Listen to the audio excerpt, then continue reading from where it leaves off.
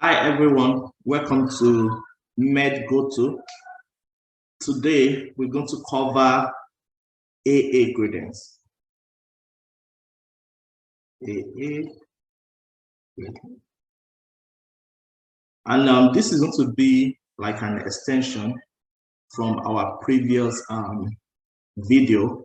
And I want to encourage us, if you have not watched the previous video on alveolar gas equation, I strongly encourage us to watch that video.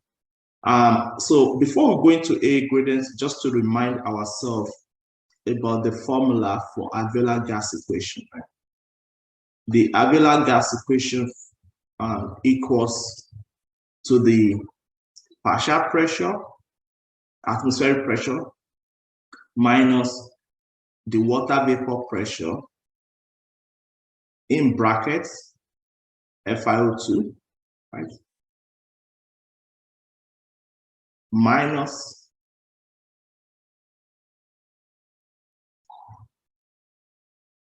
partial pressure of carbon dioxide divided by our respiratory quotient. So that will be the formula for the alveolar gas equation. And of course, we know that the atmospheric pressure minus partial pressure of water multiplied by FiO2 is equivalent to our PiO2, which is the partial pressure of oxygen in the inspired air. So let's go to AA gradients. So what's AA gradients? AA gradients is the difference between the partial pressure of oxygen in the alveolar and the partial pressure of oxygen in the capillary. So in other words, the differences between the P capital AO2 and the P small AO2. So that will be our AA gradient. So AA gradients equals to P capital AO2 minus P small AO2. And that's basically what AA gradient is. And I just, before we continue further about the story of AA gradients, so if we remember, like from previous video, we mentioned that gas move based on pressure gradient. So they move from high pressure to low pressure, or high concentration to lower concentration. So that means if this is our atmosphere, right, outside the lung, so the pressure, the atmospheric pressure is going to influence the gas, right, that gets to the airway, right? And which we usually denote as FiO2, right? Which is the partial pressure of oxygen in the inspired air, right? And this PiO2 will influence the oxygen that gets to the alveolar, which is our P capital AO2. And this alveolar gas pressure is going to influence the oxygen that gets into the, that dissolves in the plasma. And then this PaO2, which is partial pressure of oxygen in the capillary, or the dissolved oxygen in the capillary, will influence the oxygen that goes on the hemoglobin, right? Which is usually our oxygen saturation, basically. So having said that, so that means if anything that decreases the atmospheric pressure, right, like in the case of high altitude, will decrease the oxygen in the inspired air, and that will decrease the oxygen in the alveolar, and that will decrease the oxygen that gets to the capillary, right? Basically. So let's go back to alveolar gas equation, right? So, let's go back to AA gradients. So with AA gradient, what should a normal AA gradient be? Normal AA gradient. So normal AA gradient is usually equal to 4 plus H divided by 4, right? So the H divided by 4 plus 4, that should be a normal AA gradient. So your gradient should be less than that. So anything more than that means it might be abnormal, right? And we usually concern only about a normal AA gradient or increased AA gradient. We don't really talk about decreased AA gradient, which is not really possible, right? So when do we calculate AA gradient? So when do we calculate? So when to calculate A gradient. So we normally calculate A gradients whenever there is hypoxemia, right?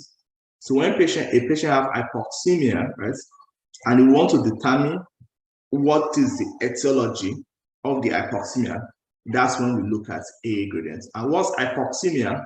Hypoxemia is basically decrease in PaO2, right? The partial pressure of oxygen in the capillary, right, or in the plasma. So basically that's hypoxemia. So when the patient has hypoxemia and want to know what is the etiology of it, that's when we look at AA gradient. And like I mentioned earlier, the A gradient could either be increased, right? So you can have increased AA gradients, or we can have a normal AA gradient. Right?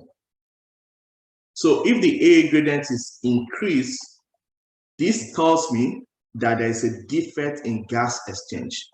So there's a defect in gas exchange. Right? So basically, this means that the oxygen is getting to the alveolar, right? So this is normal, right? But the problem is that the oxygen is not getting into the capillary, right? Because of gas exchange.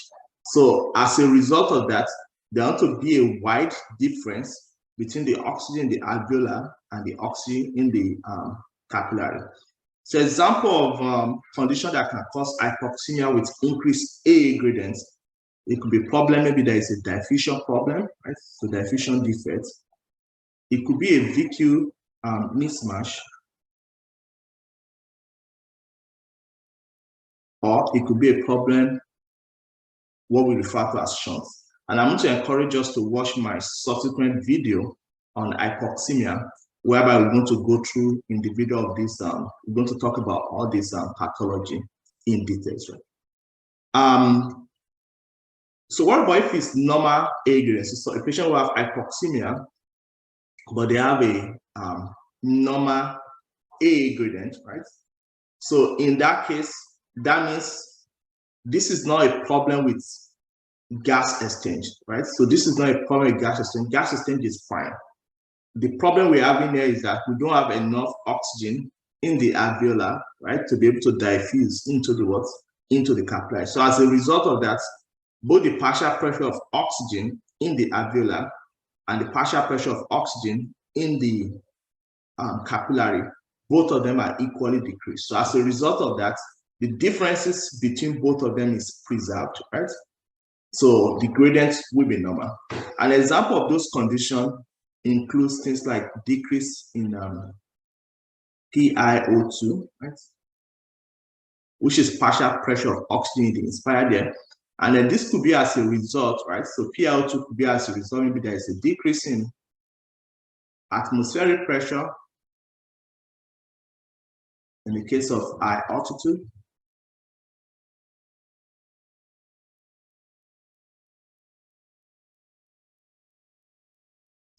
Or it could be decrease in FiO2, right?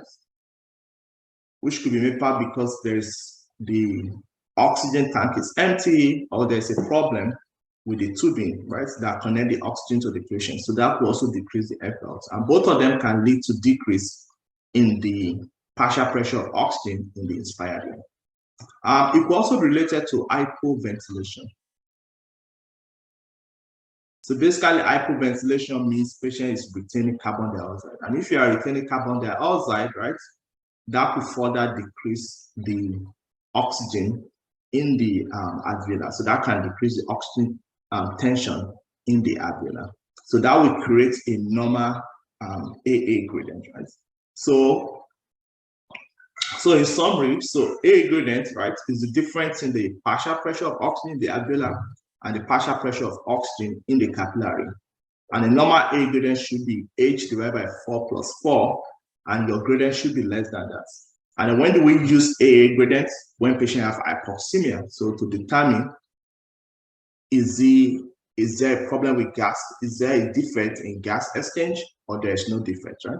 So if the A gradient is increased, we know that there's a defect in gas exchange. If the A gradient is normal, we know that this is not a problem with gas exchange. We have to think outside the alveolar, right?